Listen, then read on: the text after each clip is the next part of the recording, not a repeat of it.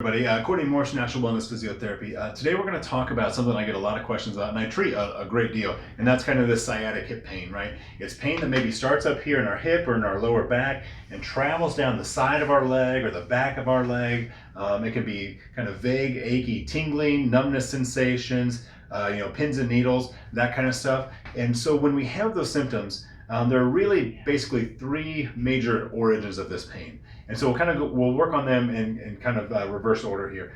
For sure, it can absolutely be coming from someplace in your spine, right? If you have some kind of nerve impingement coming from the lumbar segments themselves, that can absolutely result in some of the stuff down the chain. And that's absolutely something that you want to check out and that we want to be aware of.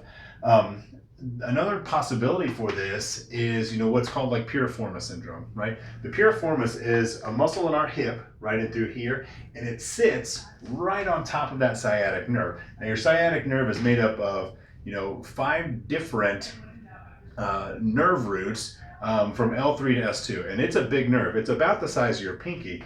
Now, if this muscle is not very strong, or if it's tight, what can happen is it can cause compression right at the, kind of the upper part of this sciatic nerve. And so that can absolutely be one of the sources that causes some of this tracking to go down your leg. Another one, and kind of a lesser known one, is what's called referred pain. And the best example of referred pain is when someone's having a heart attack, right?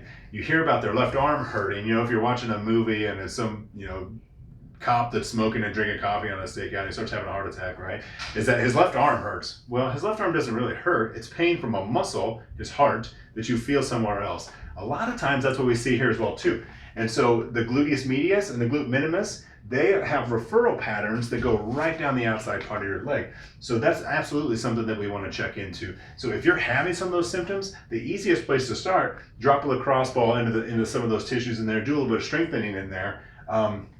But if that doesn't resolve the stuff, let us know and let's get it checked out. Dry needling works tremendously well. We can turn that thing down in just a couple of visits and working on the stuff that's been tracking down your leg for sometimes weeks or months or worse. So be aware that those are 3 potential sources of this stuff, and then go experiment and try to work some of this stuff out on your own. So if you have questions, drop them in the comments below. Until next time, Courtney Morse, Natural Wellness Physiotherapy.